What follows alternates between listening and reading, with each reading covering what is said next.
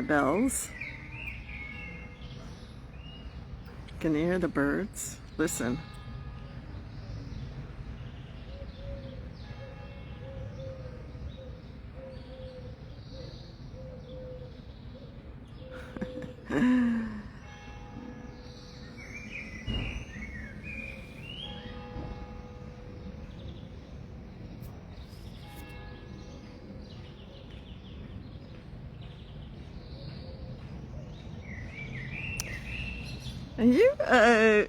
This is for the women, powerful women, 50 plus, who, you ever had that experience of you know inside, deep inside, but you might not have words for it? That's intuition. That's your feminine voice. That's the voice of leadership. What I mean by that is, maybe you've taken, it's the post about listening and getting the clarity and the answer to something when you have actually listened and you've taken a leap forward, or you're about, maybe you haven't.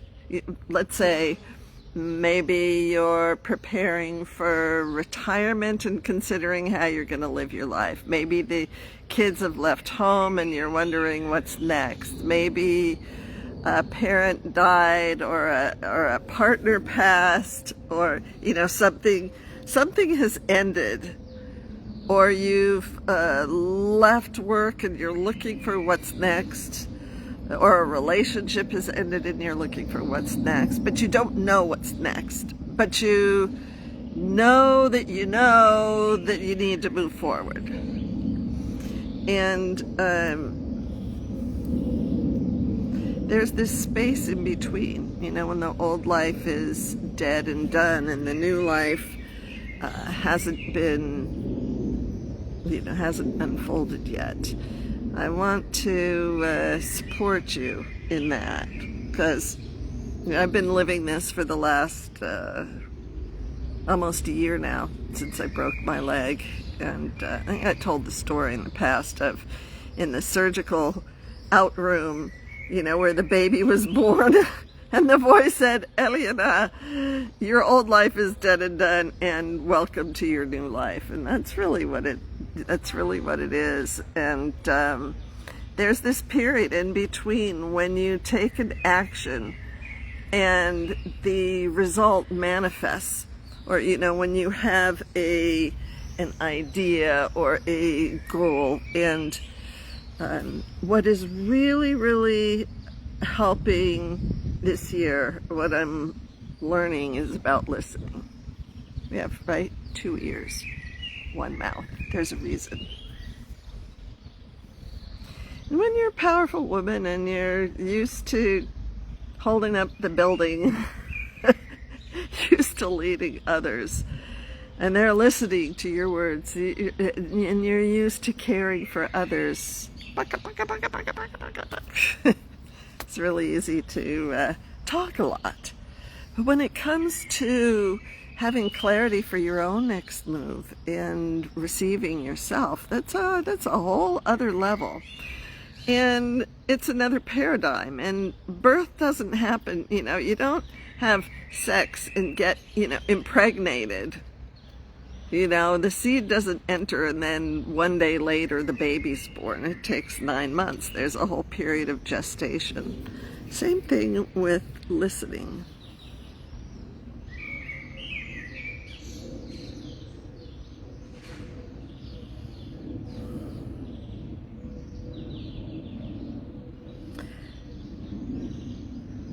And the thing is that the new life, or manifestation, whatever it is that you're, new experience that's being born, it's another paradigm. So it doesn't happen by doing. And especially when you're an older woman. We're all pioneers. There are no blueprints for this. And the thing is, it doesn't come from your mind. It comes from a higher place.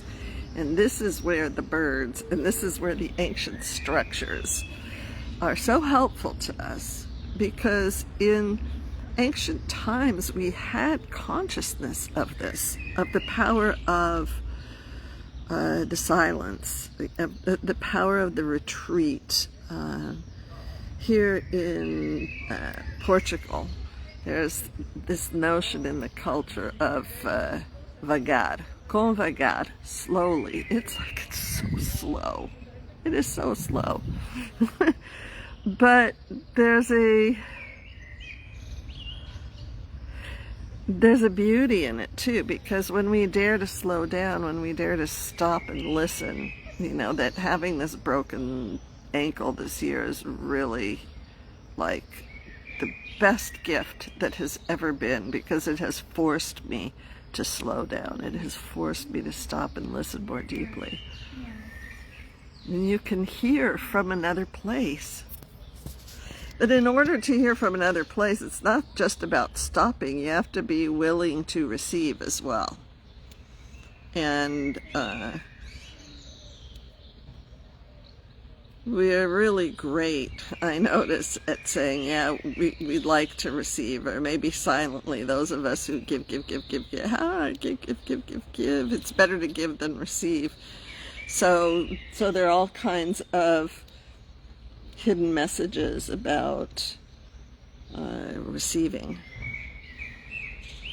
And it brings up, like when we stop, it brings up a whole new level of voices, noise, that's inner noise, not outer noise.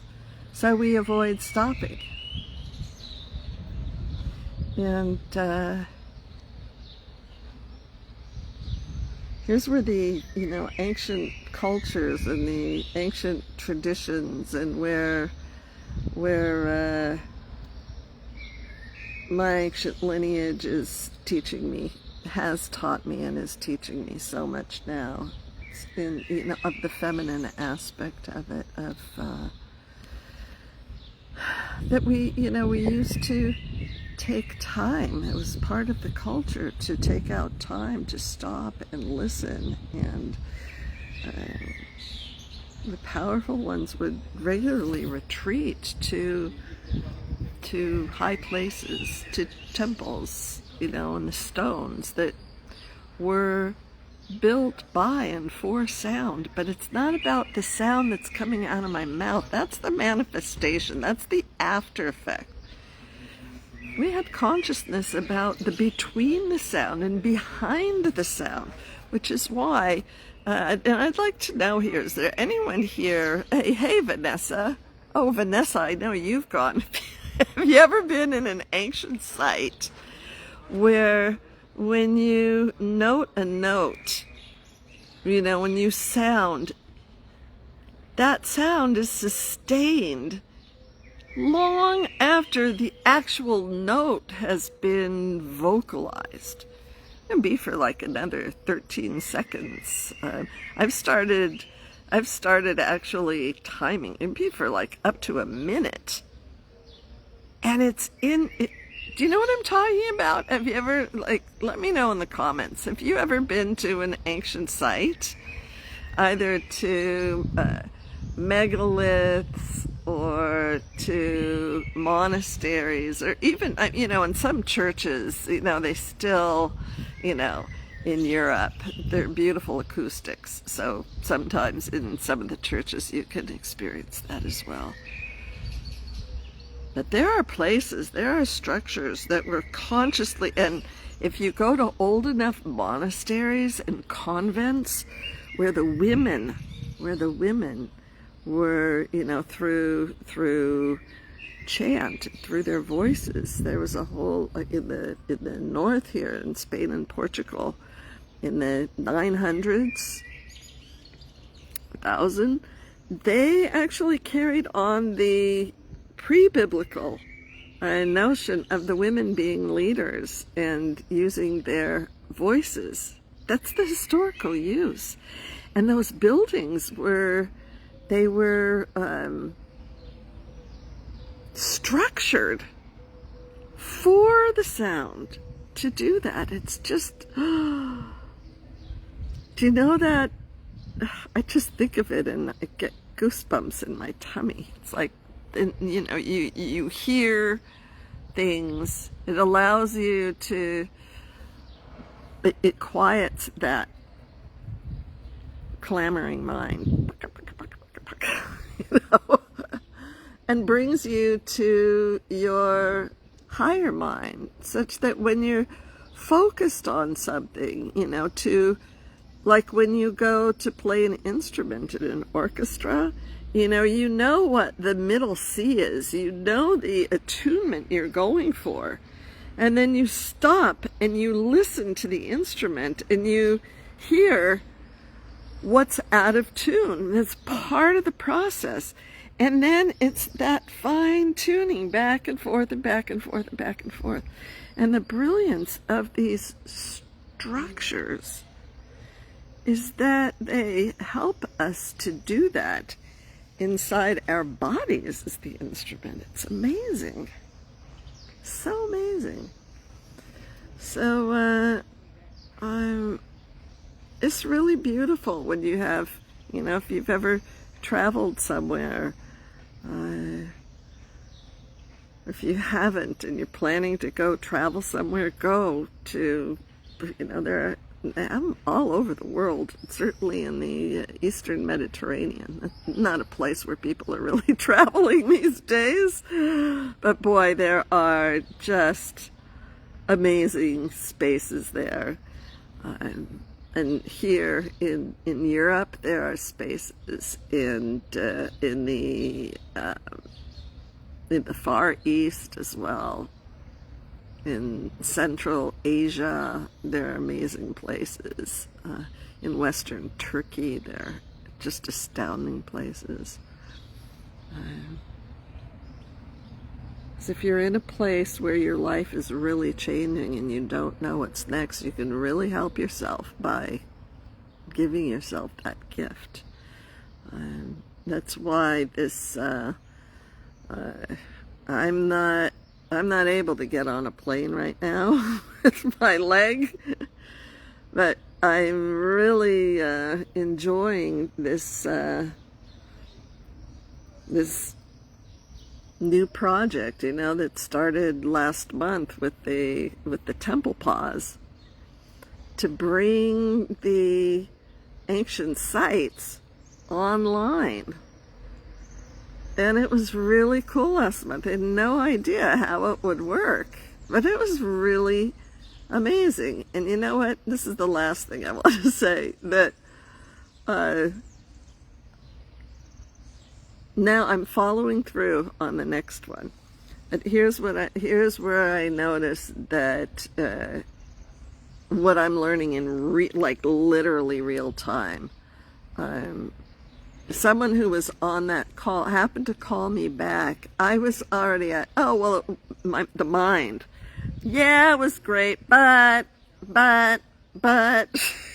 know, and it's that last, like when things actually do succeed, you've actually taken that step forward, that then the next level of the resistance comes up.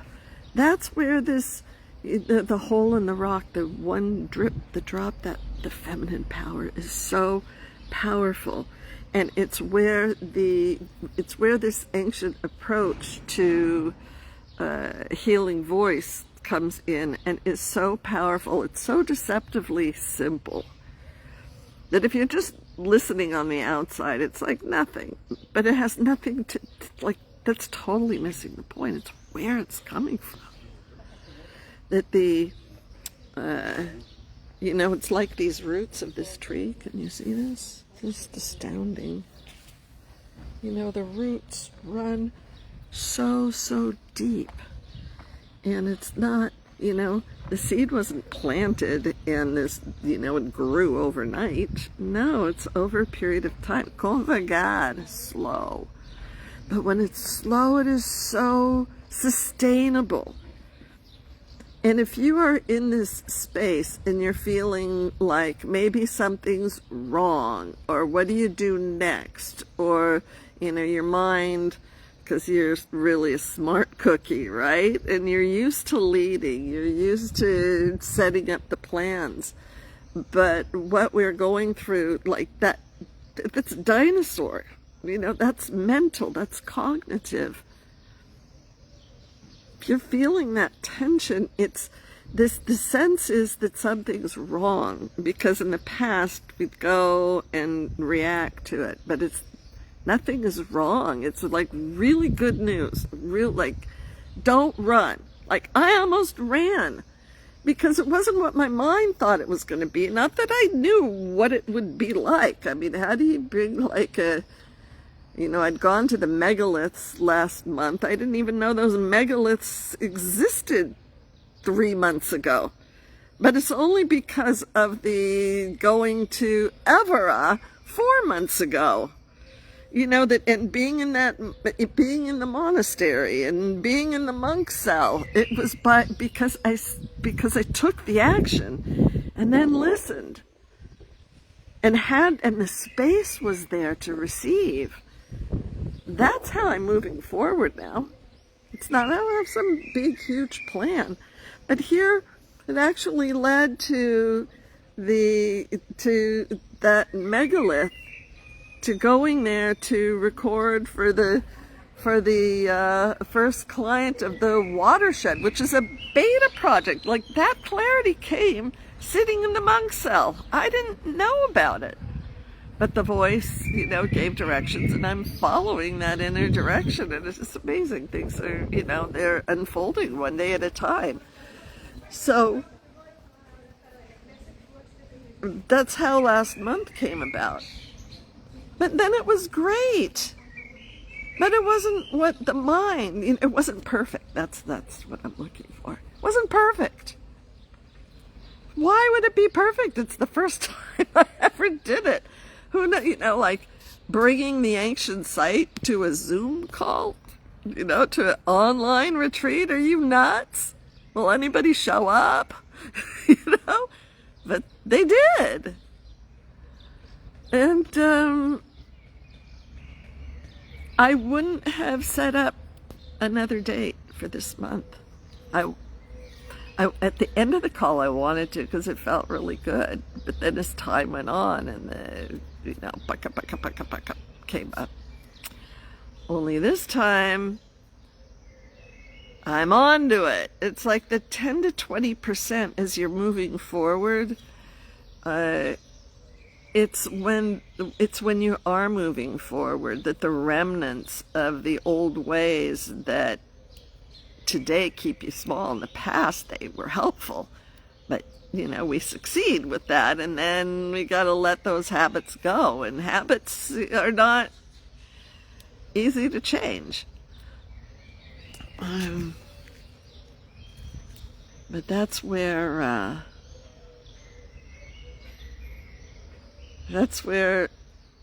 the ancient sites, and you know, I'm listening now in preparation for the weekend. The next one is, the focus is on transitions. So I thought it would be nice to, you know, this subject of transitions when you're in the hallway of life.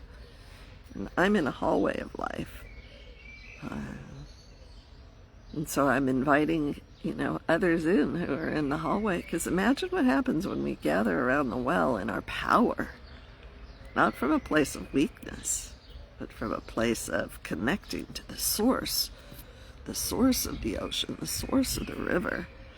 And lo and behold, like for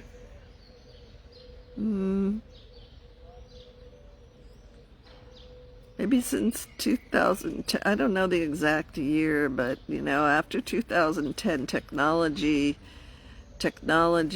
was advanced enough so that there were field recording equipment, the prices of them came way, way down. I mean, before that, it wasn't available to consumers. You'd have to hire a professional studio. It was tens and thousands, by the time you're done, like, huge budget just to, bring field equipment into an ancient site. And I invested my money, my energy at that point in the equipment, because I was living in, Galilee and, in the ancient places, and that's how I would spend my time. And there was because of that, things just started coming to me, and I hung around with the archaeologists, and I went to the ancient institutions, to the national boards of the this and the that, and introduced myself and get to know people. And I lived very close to Tsipori, which is an ancient Roman city, about 5 minutes from Nazareth, that in Roman times was there's like peaceful, Jew, Christian, Muslim, the women had power there. And there is an ancient well and aqueduct there with the most astounding acoustics in it. And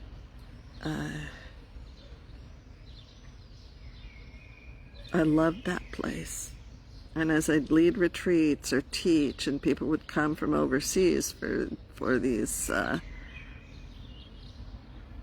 private immersions, people would hear about me, people interested in this stuff, and we'd go. It was just amazing. And suddenly I got this invitation to present it by UNESCO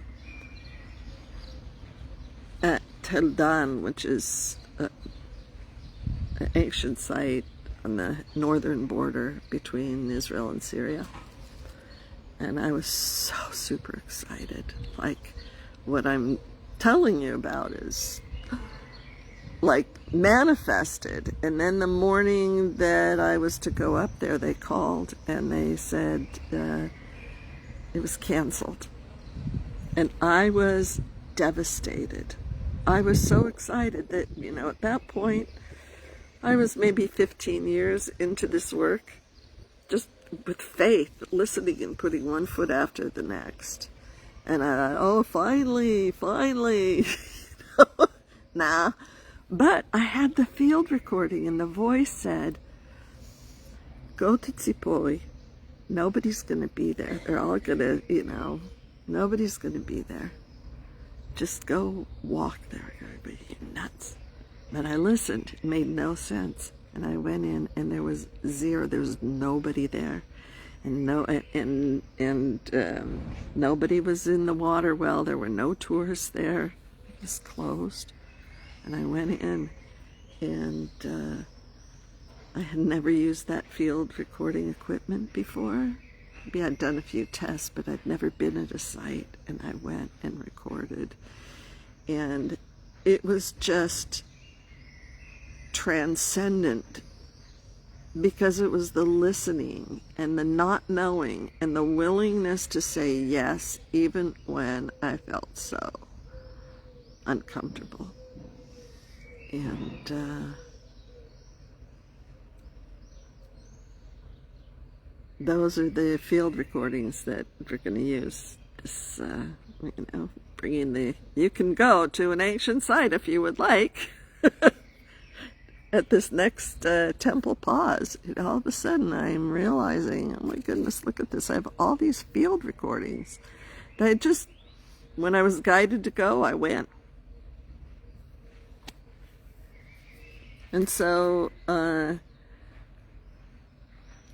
just learning is going along. I'm going to learn this weekend too what the next step is. We're going to learn together. My wish is that we listen together, because I'm doing it now in preparation, and it's giving me such calm and clarity when the voices are like, what are you nuts? Why are you doing this? And nobody cares. It's like irrelevant. It's not irrelevant. I'm so tired of responding to those voices. It's like, what's the worst that can happen, right? It's like it is so much more important to follow through on your inner guidance, because that's your honesty and that's your power and that is your leadership. And when you listen to that, it always brings you to good places. That's my experience. So that's what guides me. And it's not about the what happens in the end.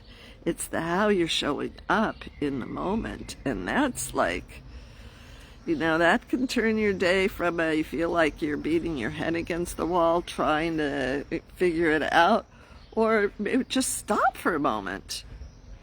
Just give yourself a break. Go to I have a YouTube channel. I don't talk about it much, but there are like 500 videos on there. You could listen, till the cows come home. Just since 2006, where I don't even know everything that's on there, but there's just like a treasure trove in there. You can go take a break and listen there. And if you really want to give yourself a gift, come to the Temple Pause. I'll put a link in there. And I'm committed to follow through, because I really trust that it's guiding to our collective good. I'm not doing this alone. Like that period is just so far gone. But I don't know what's next. I really don't. But I know it's good, and I trust that it's good. And just inviting in others, who know the same thing in their own way, in their own voice. We each one of our voices is so important. And in that space of stopping and listening, that's where the huge growth is. That's where the true gift is. Look forward to hearing from you.